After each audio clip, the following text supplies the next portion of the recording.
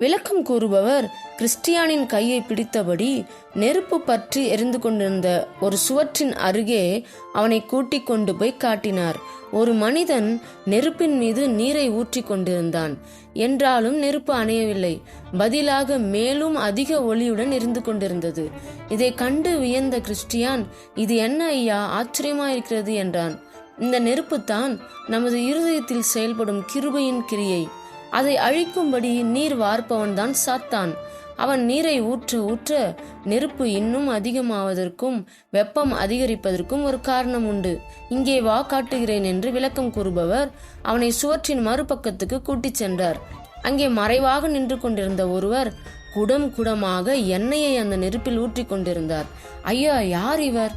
ஏன் இப்படி செய்கிறார் என்று கேட்டான் கிறிஸ்டியான். இவர்தான் கிறிஸ்து. நமது இருதயத்தில் செயல்பட துவங்கிய கிருபையின் கிரியை அழிந்து போகாமல் இருக்கும்படி அவர் முயலுகிறார். அவர் இவ்வாறு தொடர்ந்து செய்வதினால்தான் அவரது அன்பர்களின் இருதயத்தில் கிருபையின் கிரியை இன்னும் அழிந்து போகாமல் இருக்கிறது. அவர் ஏன் மறைந்து நிற்கிறார் என்பதற்கும் ஒரு காரணம் இருக்கிறது. இருதயத்தில் கடவுளின் கிரியை எவ்வாறு காக்கப்படுகிறது என்று நாம் அறிந்து கொள்ள முயன்றாலும் அது இயலாத காரியம் என்பதை உனக்கு உணர்த்தும்படியாகத்தான் அப்படி நிற்கிறார்.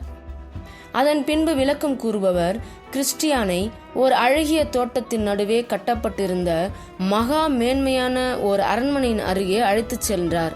காண கண்கொள்ளாத காட்சியாக அதன் பேரழகு காணப்பட்டது. அதை கண்ட கிறிஸ்டியானுக்கு ஒரே மகிழ்ச்சி.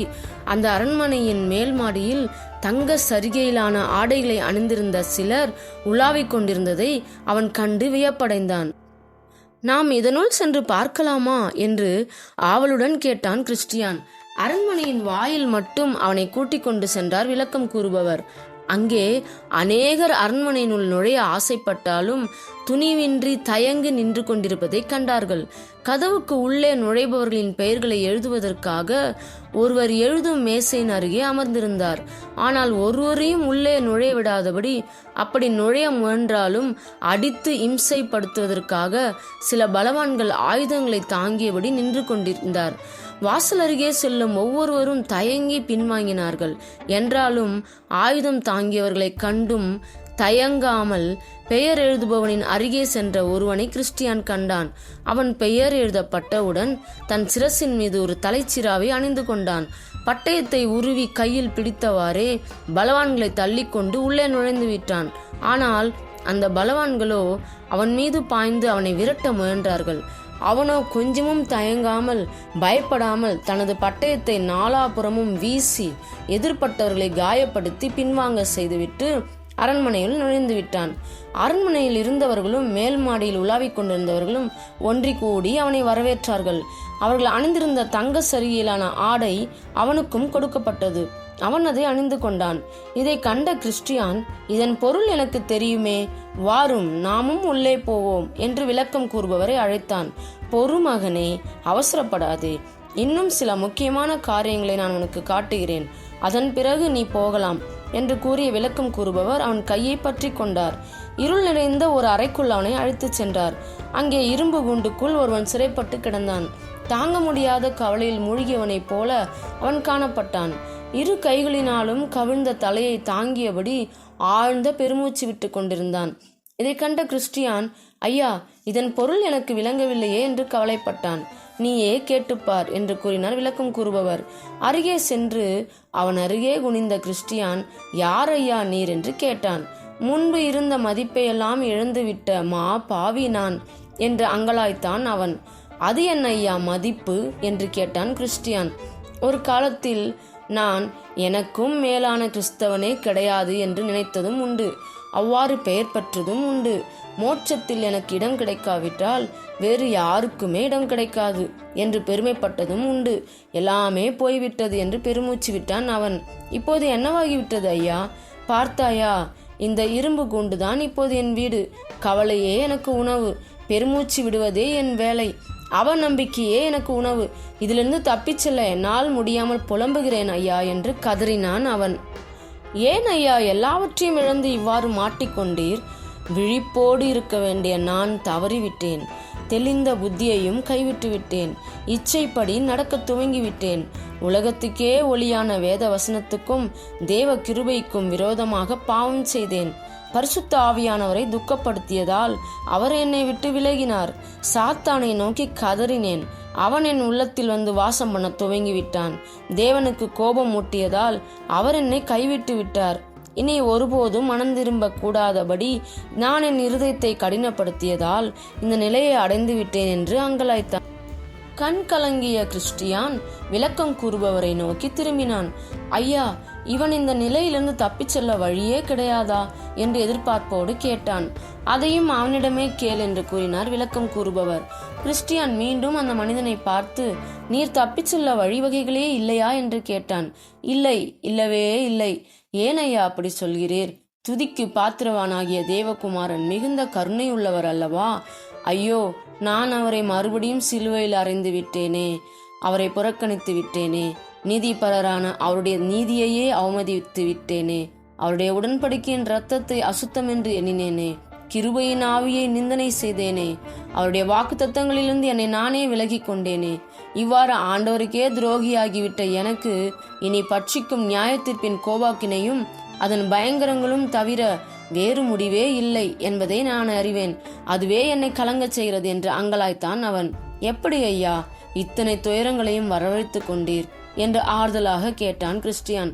எல்லாமே என் மாம்ச இச்சைகள், சிற்றின்ப நாட்டங்கள், உலக பிரகாரமான ஆசை, இவற்றின் காரணமாகவே எனக்கு இத்தனை துயரங்கள்.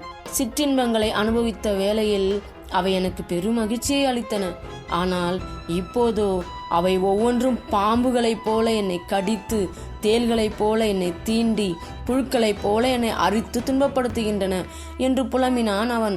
இப்பொழுது நீ மனம் திரும்பி குணப்பட முடியாதா என்று கேட்டான் கிறிஸ்டியான். அப்படிப்பட்ட குணப்படுதலுக்கு கடவுள் வழிவகை செய்யவில்லையே. இந்த நிலைமையை அடைந்துவிட்ட நான் விசுவாசித்து கிரியை செய்யும்படியான வழியொன்றையும் அவருடைய வசனம் குறிப்பிடவில்லையே. அவரே என்னை இந்த இரும்பு குண்டுக்குள் அடைத்தவர்.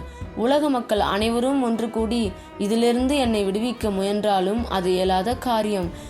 நித்தியமான வேதனையே இனி எனக்கு. இந்த நிரந்தர வேதனையை என்னால் எப்படி தாங்க முடியும் ஐயோ என்று கதறினான். இந்த மனிதன் அனுபவிக்கும் வேதனைகளை பார்த்தாயா? இவை என்றைக்குமே உனக்கு பாடமாக இருக்கட்டும், மறந்து விடாதே என்று எச்சரித்தார் விளக்கம் கூறுபவர். அப்படியே செய்வேன் ஐயா. உண்மையிலேயே இந்நிலை பயங்கரமாகவே காணப்படுகிறது. நானும் இவனைப் போல வழி தவறி போய்விடாமல் விழிப்பும் தெளிந்த புத்தியும் உடையவனாக நடக்க உதவும்படி கடவுளிடம் வேண்டுகிறேன் என்று அடக்கத்துடன் கூறிய கிறிஸ்டியான், ஐயா விளக்கம் கூறுபவரே, நான் பயணம் புறப்பட நேரமாகிவிட்டதே என்று அவசரப்படுத்தினான். பொறு மகனே பொறு, இன்னும் ஒரே ஒரு காரியத்தை மட்டும் காட்டுகிறேன் என்று கூறிய விளக்கம் கூறுபவர் கிறிஸ்டியானை மற்றொரு அறைக்கு அழைத்துச் சென்றார். அங்கே அப்போதுதான் உறங்கி எழுந்து ஆடைகளை மாற்றிக்கொண்டிருந்த ஒருவனை நான் கண்டேன். ஆடைகளை அணியும் போதே அவன் கை கால்கள் வெடவெடவென்று நடுங்கின. ஐயா, இவன் ஏன் இப்படி நடுங்குகிறான் என்று விளக்கம் கூறுபவரிடம் கேட்டான் கிறிஸ்டியான். உடனே அவர் நடுங்கும் மனிதனை பார்த்து, நீ ஏன் இவ்வாறு நடுங்கிறாய் என்று இவனுக்கு சொல் என்று கட்டளையிட்டார். நடுங்கியபடியே அவன் பேசத் துவங்கினான். ஐயா, இன்றிரவு நான் உறங்கும்போது பயங்கரமான ஒரு கனவை கண்டேன். வானங்கள் கருமையான மேகங்களால் மூடப்பட்டன. இடி முழங்கியது, மின்னல் ஒளி வீசியது. இதை கண்டவுடன் நான் கலங்கினேன். திடீரென்று மேகங்கள் வேகமாக விலகி ஓடின. எக்கால சத்தமும் கேட்டது. மேகத்தின் மேல் ஒருவர் அமர்ந்திருப்பதை கண்டேன். சுற்றிலும் திரளான வானசேனைகள் சூழ்ந்து நின்றன. அவர்கள் அனைவரும் நெருப்புச் சுடரை போல காணப்பட்டார்கள். வானங்கள் எரிகிற அக்கினியைப் போல பிரகாசித்தன. மரித்தோரே எழும்புங்கள், நியாயத்தீர்க்கப்பட வாருங்கள் என்று இடி முழக்கம் போன்ற சத்தத்தை கேட்டேன். அவ்வளவுதான். மலைகள் இரண்டாக பிளந்தன. கல்லறைகள் வெடித்து திறந்தன. உள்ளே அடக்கம் பண்ணப்பட்டவர்கள் எழுந்து வந்தவுடன் எனக்கு நடுக்கம் ஏற்பட்டது. அவர்களில் சிலர் மகிழ்ச்சி குரல் எழுப்பியபடி நேரே நடந்தார்கள். மற்றவர்களோ பயந்து போய் ஒளிந்து கொள்ள இடம் தேடினார்கள். மேகத்தில் அமர்ந்திருந்தவர் ஒரு புத்தகத்தை திறந்து உலக மக்கள் அனைவரையும் தம் முன்பு வரும்படி கட்டளையிட்டார். அவரது முகத்துக்கு முன்பாக அக்னி ஜுவாலை வீசிக்கொண்டிருந்தது. நீதிபதிக்கு முன்னால் நிற்கும் குற்றவாளியைப் போல மக்கள் சற்று ஒதுங்கி நின்றார்கள். மேகத்தில் அமர்ந்திருந்தவர் அவர்களை நோக்கி, களைகளையும் பதர்களையும் சேகரித்து அக்னி கடலிலே தள்ளுங்கள், என்று இடிமுழக்க குரலில் கட்டளையிட்டதை கண்டேன்.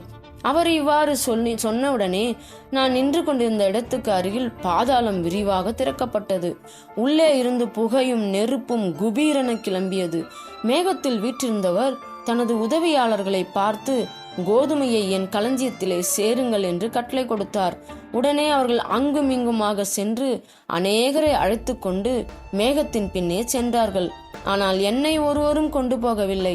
எங்கேயாவது ஒளிந்து கொள்ளலாம் என்று சற்று முற்றும் பார்த்தேன். ஆனால் முடியவில்லை. ஏனென்றால் மேகத்தில் அமர்ந்திருந்தவர் என்னையே பார்த்து கொண்டிருப்பது போலவே தோன்றியது.